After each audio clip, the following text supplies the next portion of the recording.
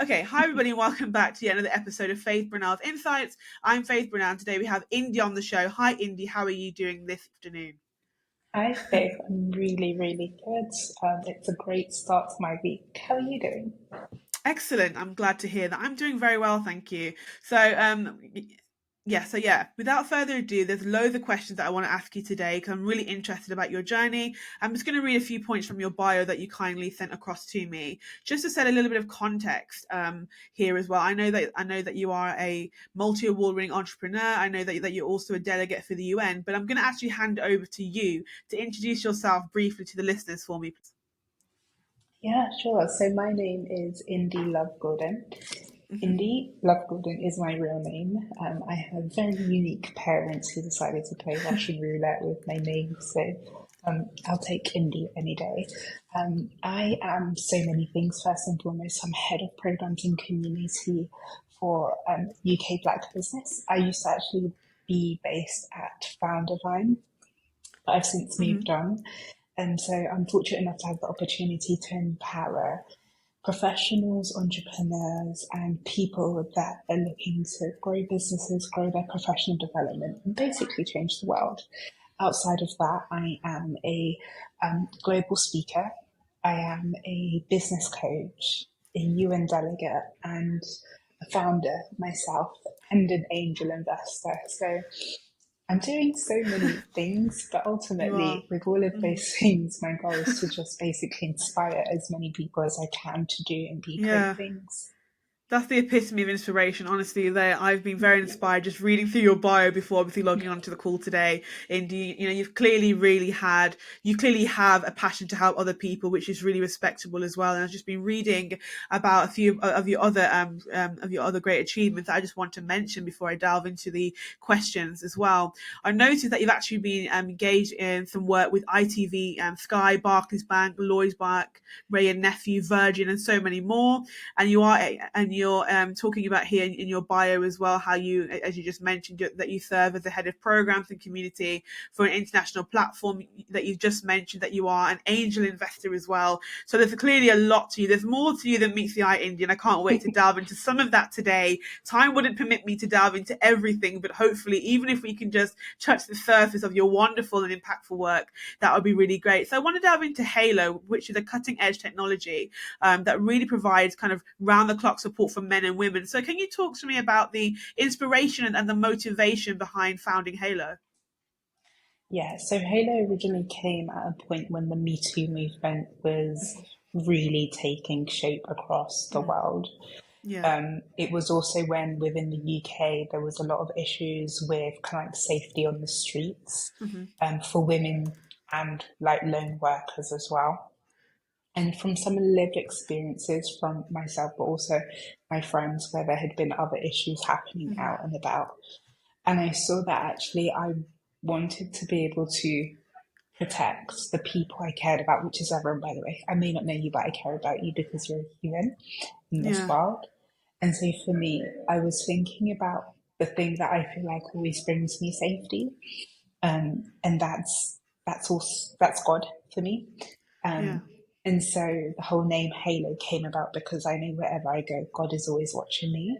Amen. And so I decided to create an app where it was almost like a protection everywhere you went.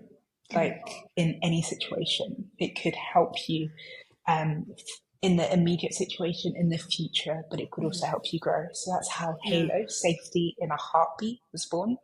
So the aim of the app ultimately, it's supposed to protect you right there in the moment Mm. by offering tracking, SOS. You can call people, all those things, but all in one place. And then the Excellent. second part of it is kind of like the later, the things you may need later. It's really Mm. sad to say, but ultimately, it's an app that you don't want but you need Yeah. because it allows you to quick record audio and video, both sides of the camera, and send that Wow. evidence to someone without Yeah. kind of like worrying that you may lose evidence. I Yeah. did some research Hmm. with UN and different organizations, and we interviewed 1,000 women. Wow. And 97% of those women between the ages of 16 to 50 said that they had been sexually harassed, assaulted, something like I think that. you've cut out there slightly. 94% of those women said that they would Let's never have a ever go look. to the police, one, because they feel like they wouldn't be believed, and two, because Yeah. they just didn't have any evidence whatsoever to kind of like back up Yeah. their claims. So Yeah. Halo was born out of that, out of the need to ensure that we could help people whilst they were out and about, also help them in future if they needed it. But the last part of Halo is probably my favourite part. So it's all around empowering those that have had hard Yeah. experiences. So it's called the growth and confidence building section, and it's where we offer things like physical training like self-defense, Yeah. karate. We Yeah. offer counseling. We Yeah. offer experiences that basically just rebuild confidence and Yeah. rebuild like mental strength. We don't Yeah. believe you're broken. We just believe you need more love to feel stronger again. And so that's Halo. Yeah. And it's really Thank you for important to me. sharing. Thank you for sharing, India. I can really feel the passion, albeit virtually, but I can feel the passion about your kind of about Halo and really kind of the reason behind it. And really, it is an important thing to do, as you just mentioned as well, especially in the wake of the Me Too movement.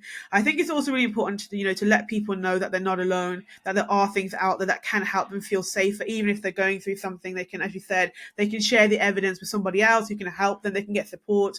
Talking about the training as well is excellent. Looking at self-defense, because I know that a lot of women, may feel kind of more vulnerable if they don't know how to defend themselves. So something so practical as self-defense is something sometimes, people don't actually have access to that. They have never been taught self-defense. So I think to be able to foster that environment where they can get that support is very, very valuable, Indy. So thank you very much for sharing that.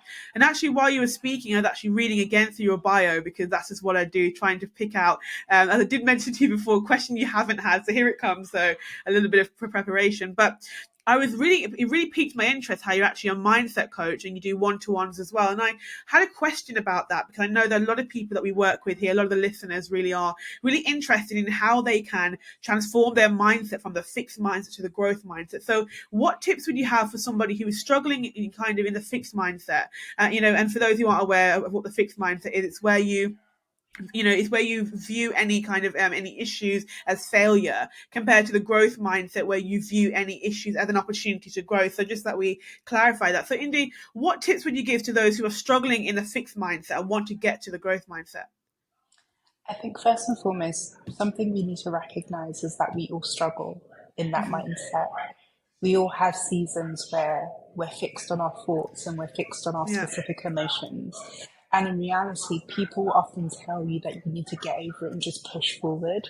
But you can't get over anything. You have to move in it and go through it and experience it. And that's the only way you're going to end up on the other side and be able to learn from it.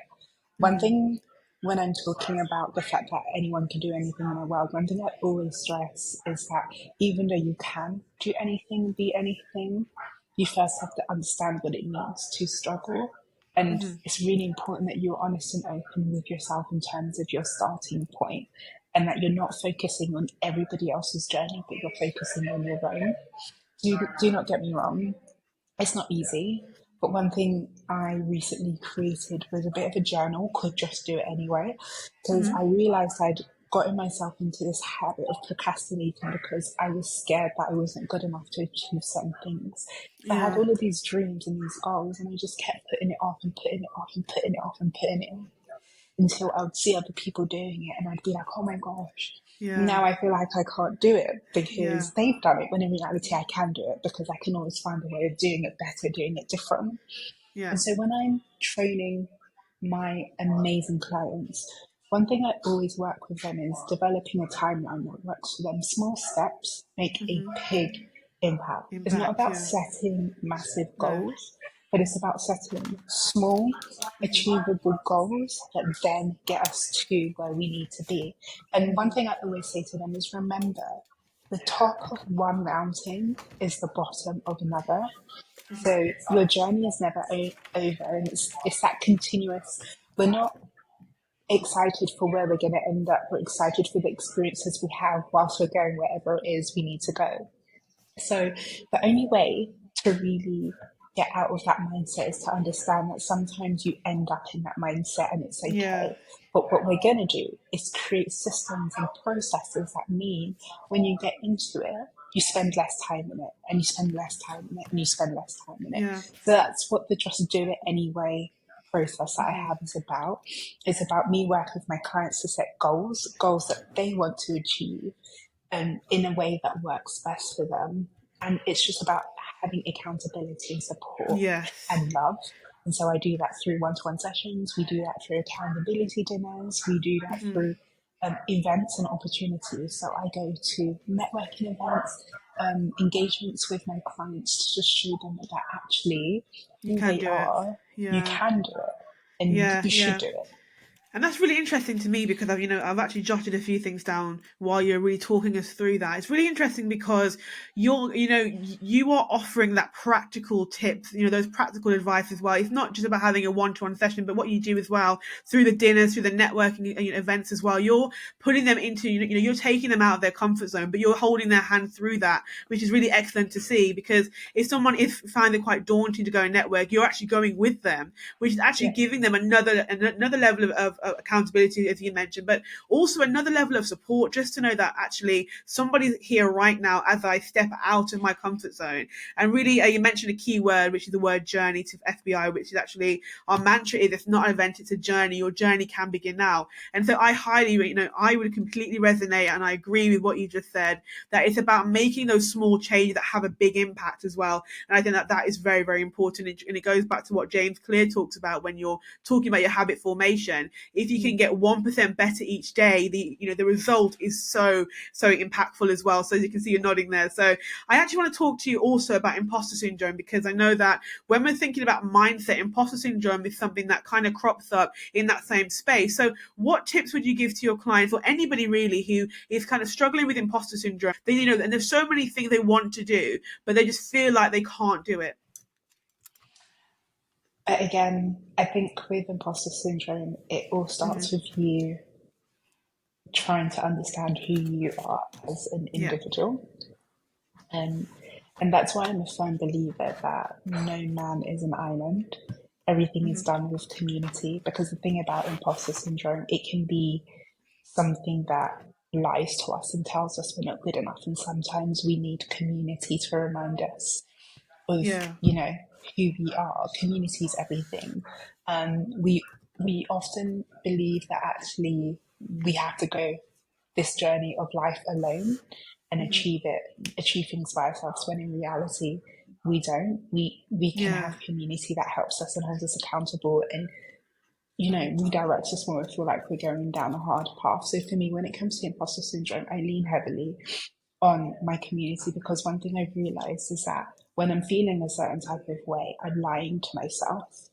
I'm Yeah. creating scenarios that don't exist. And so it's really Mm. important that someone on the outside can Can look help you through in that. and Yeah. help me draw myself out of it. And that's okay Yeah. as well. No Yeah. matter Yeah. how big or how great you are in this world, we are all human and we all Yeah. struggle with these Yeah. things. So I would be such a bad coach, such a bad leader if I ever spoke to my community and was like, yeah, I Hmm. never deal with imposter syndrome. Yeah. Every day I deal with Hmm. imposter syndrome, but I have a God who reminds me of who I am, and he Amen. always puts me back in the Pushes you place of through it. perfection. He pushes me through it. He Excellent. created me, so I can't doubt his greatness, because then I'd be Excellent. doubting him. Him. Yeah. So Yeah. it's about everyone finding that anchor. It's all about having an Yes. anchor. It's all about understanding how that anxiety serves you as well, because on the flip side of it, Hmm. it can be a helpful tool to either move you forward, because Yes. sometimes that anxiety, that nervousness can give you confidence to just do Yeah. something, or Hmm. it can take you out of spaces you don't need to be in, Mm. and it can be your protector. So I often like to explore it based on the individual person and be like, Hmm. okay, what are your challenges and why? And let's understand what this imposter syndrome looks like for you and how we can work through it together. Yeah, that's very interesting. Just a pivot there as well. It's very subjective because people kind of people express their issues and anxiety and their stress in different ways. And it's great, Indy, how you mentioned that you take it down to the person. It's very individualistic to look at what they're going through, looking at their background, their challenges, their struggles, and coming up with like a strategy, a plan by which to overcome it as well. So thank you very much for delving into that. Even though these questions have not been scripted, I knew that you'd be able to answer these because I really, because what your working bodies is you're helping people move from A to B and you're helping them come out of their comfort zones.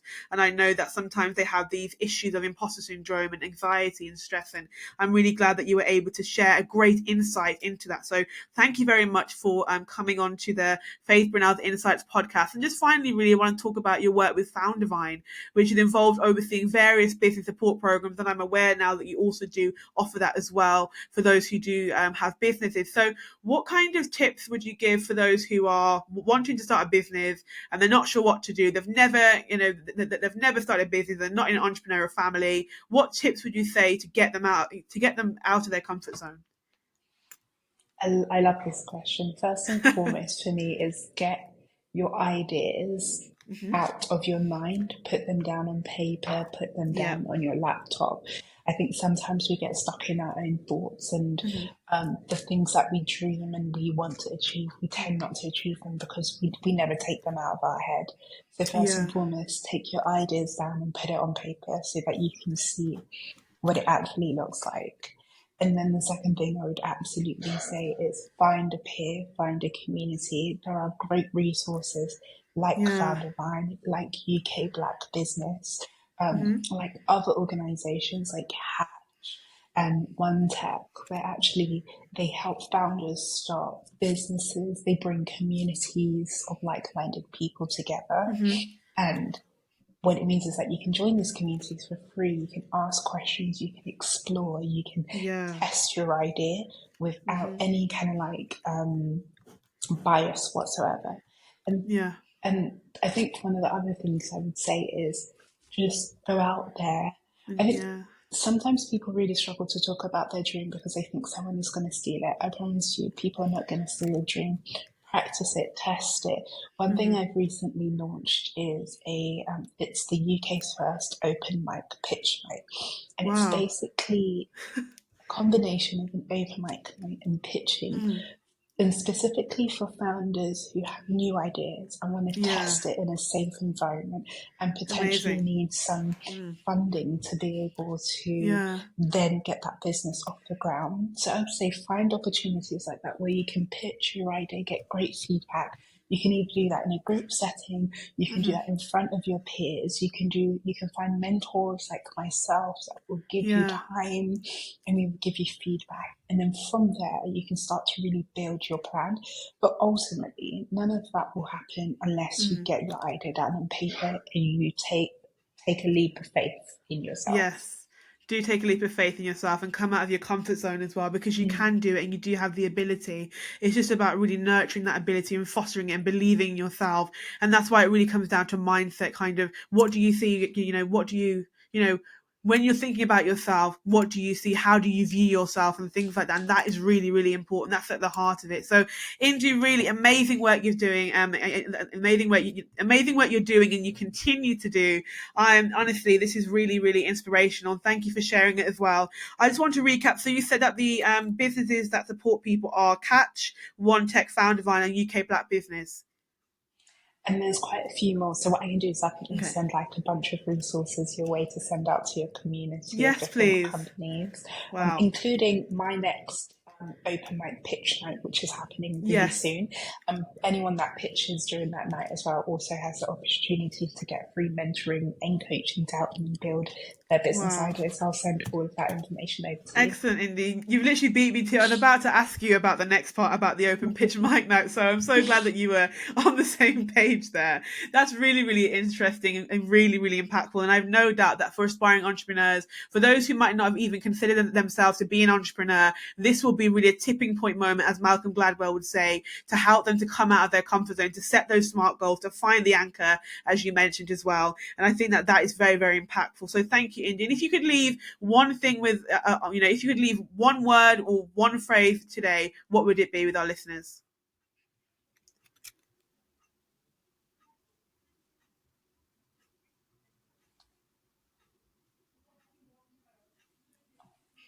Yeah. Sorry, you froze. Okay. If you could leave one phrase, if you could read one phrase or one word today with the listeners, what would it be? I'm going to leave a snippet of one of my most favourite poems, and Please it's: do. our deepest fears are not Mm-hmm. that we are inadequate, our Mm-hmm. deepest fears are that we are powerful beyond measure. And you are powerful beyond measure. There's nothing you cannot do in this world. And it starts with believing in yourself. Excellent, Indy. Thank you very much for sharing that really powerful snippet actually to end today's episode. Really to be, it's really uplifting as well. So thank you very much. And finally, how can the listeners how can the listeners contact you after the show is ended today? Yeah, please feel free. I'm on social media. I'm on LinkedIn. It's just Mm-hmm. Indie Love Gordon. I'm on Instagram at Indie Who, and you can visit my website where you can also learn about the 40% Club, which is the open mic pitch night, and that is at www.indielovegordon.com. And you can email me via there as well. Well, thank you very much, Indy, for coming on to the Faith Brunel's Insights podcast. It's been a great pleasure to have you to speak about your incredible journey. So thank you very much. And to all of my listeners, thank you very much for joining me again for another episode of season 6. I hope you have a very great week. So thank you very much. And without further ado, this is your host, Faith Brunel, signing off. Bye, everybody. Thanks a lot.